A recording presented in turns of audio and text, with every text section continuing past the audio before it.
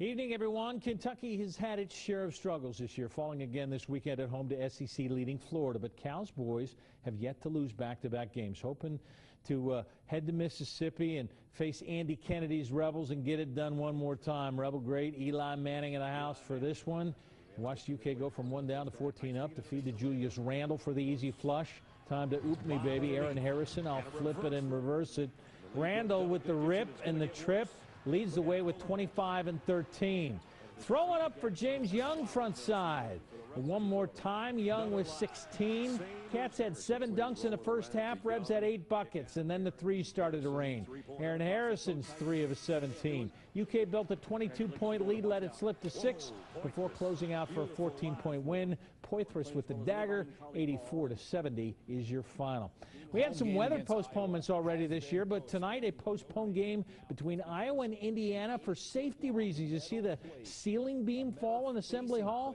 Engineers wanted more time to investigate why the 8-foot beam dropped. Administrators will meet tomorrow trying to find a rescheduled date. Xavier has a Big East rematch with DePaul tomorrow night at Cintas Center. I'll bring you the call on CBS Sports Network. In the first matchup in Chicago a month ago, Muskies had a 22-point halftime lead, let it slip, held on to win by 10. For the sweep, Chris Mack has a couple of keys. Take care of the ball, number one, and then keep them off the glass, number two. I think they're second in our conference in offensive rebounding percentage. They play bully ball, and in the second half of our game at DePaul, they rattled us and they ratted the game up. We got to take better care of the basketball. All hands on deck tomorrow. The Reds' full roster reports. Will tomorrow be the day the Reds sign Homer Bailey to that long-term deal? Mike Burke arrived early in Goodyear, has more details. All right, thanks a lot, Brad. As you know, he didn't have a winning record in 2013, but he is about to be on the winning end of a long-term deal. Homer Bailey and General Manager Walt Jocketty spoke today of an intense desire to avoid a trip to Florida for an arbitration hearing on Thursday, and both said they're closing in on a mega contract for Bailey worth around $100 million over about 6 years. It represents for Bailey the best of all worlds. He, of course, is the author of those 2 no-hitters.